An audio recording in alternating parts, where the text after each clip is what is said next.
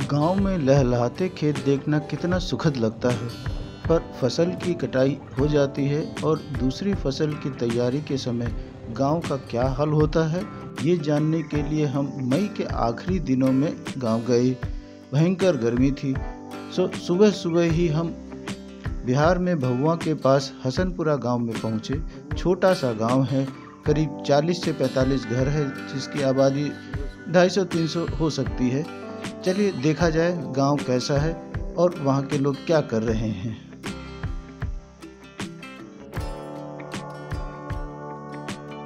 गांव में जाने का रास्ता ठीक ठाक है। ट्रैक्टर, ट्रॉली और उस जैसी गाड़ियां आसानी से आ जा सकती है।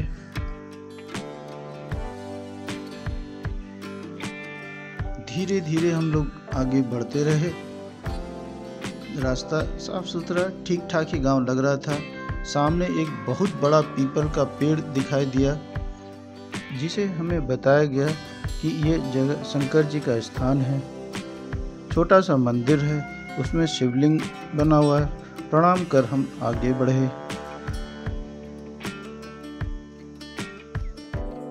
ये है बहादुर जी। इन्होंने बताया कि यहाँ कई लोगों ने गाय भैंसे पाल रखी है। मवेशियों के देखभाल भी अच्छे से की जाती है। उसकी बाड़े की सफाई और भैंसों को भूसा देना, ये सब अच्छे से किया जाता है। साथ ही गोबर को तसले में रखा जाता है, जिससे कंडे बनाए जा सके, जिसे यहाँ पर गोईठा कहा जाता है। ये जलाने के काम आता है।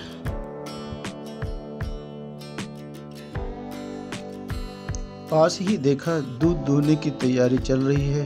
पूरी सफाई अच्छे से की जा रही है। पूरी तरह से साफ सफाई करने के बाद में दूध दूहने का कार्यक्रम शुरू किया। इधर भैंस ने भी देख करके कहा, मुझे भी दूध टेस्ट कराओ। बड़ा अच्छा लग रहा है। भैंस भी खुश हो गई। उसके बाद बोली, चलो अब दूध दूहना शुरू करो।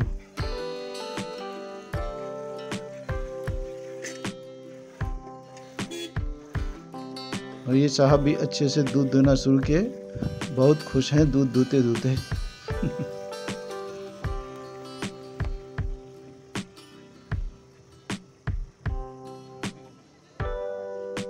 गांव में पानी की टंकी भी है और सभी घरों में नल भी लगा है। इसका मतलब बिजली पानी की पूरी व्यवस्था है इस गांव में। ये हैं राम भवन जी। अब चलिए गांव में थोड़ा और अंदर चला जाए। छोटी छोटी पतली गलियां होती चली जा रही हैं, लेकिन साफ सुथरी है। गांव काफी साफ सुथरा, मुझे काफी पसंद आ रहा है।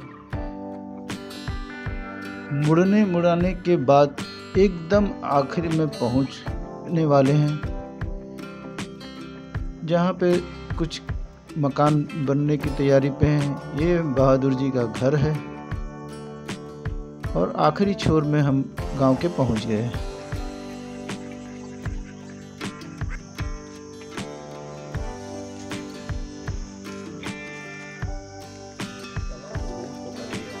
सामने एक स्कूल भी है।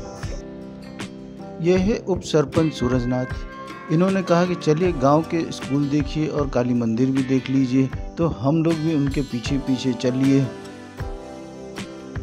गांव में एक छोटा सा सरकारी प्राथमिक विद्यालय है। अच्छा लगा देखकर। दीवारों पर शिक्षात्मक कोट और आवश्यक जानकारी लिखी हुई है। गर्मियों की छुट्टी है, इसलिए ये स्कूल अभी बंद है। पीने के लिए हैंडपंप भी लगा हुआ है। अच्छी व्यवस्था लगी इस स्कूल के अंदर। बगल में ही काली मंदिर है। इस मंदिर में काली जी और भवानी जी की पूजा की जाती है।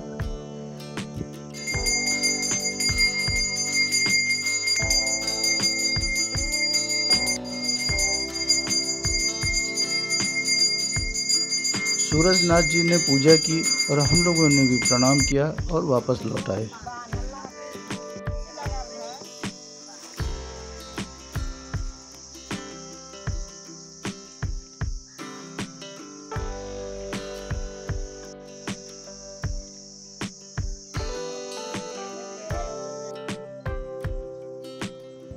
चलिए अब खेतों की तरफ चला जाए।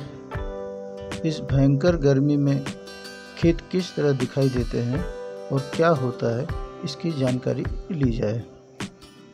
दूर कहीं भेड़ों को चराने के लिए एक आदमी जा रहा था। कुछ हरियाली दिख रही थी, अच्छा लगा देख करके।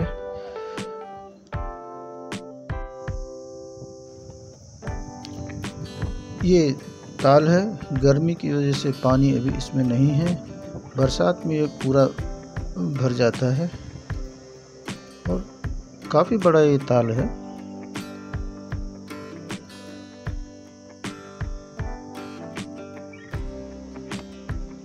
और ये खेत देखिए, मई के आखिरी दिनों में खेत ऐसा दिखता है, चारों तरफ सूखा पड़ा हुआ है। वही अक्टूबर नवंबर में इन्हीं खेतों में चारों तरफ हरियाली फैली रहती है।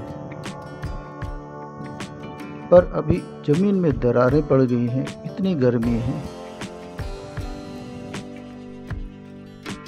इसी गर्मी में बकरियां चराते हुए भी लोग दिखे। बहुत सहन शक्ति है भाई इन लोगों में। चलिए अब मैं आपको धान की फसल की तैयारी कैसे की जाती है इसकी जानकारी देता हूँ।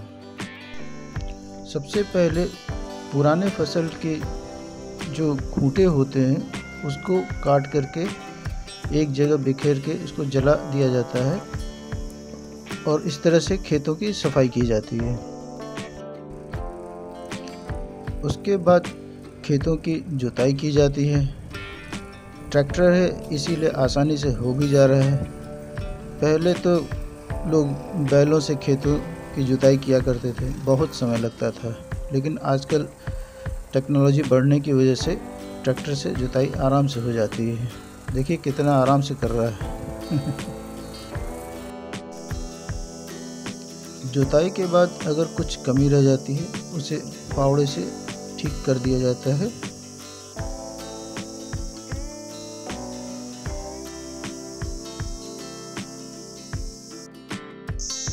अभी बरसात तो हुई नहीं है, लेकिन जिन लोगों के पास में ट्यूबवेल की व्यवस्था है वो अपने खेतों में पानी डालकर इस तरह से उसको समतल करते हैं।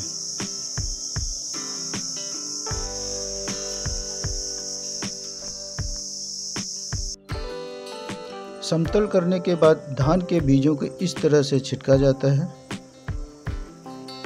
इस तरह से बीज छिटकने के एक सप्ताह बाद इसमें अंकुर निकल आते हैं और फिर तकरीबन 1 महीने बाद जब वो 1 फीट का हो जाता है तब धान की रुपाई शुरू होती है। देखिए कितनी गर्मी में ये किसान कितना मेहनत करते हैं। इन्हीं किसानों की मेहनत की वजह से हम लोगों के घर में खाना पहुंचता है। धन्य है ये किसान।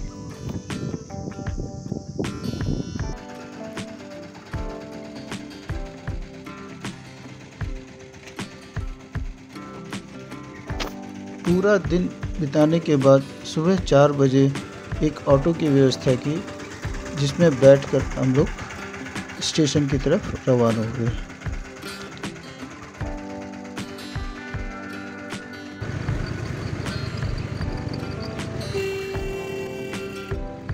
ये वीडियो आपको कैसा लगा प्लीज़ कमेंट करके बताइएगा। साथ ही वीडियो को लाइक कर चैनल को सब्सक्राइब ज़रूर कीजिएगा। बहुत बहुत धन्यवाद।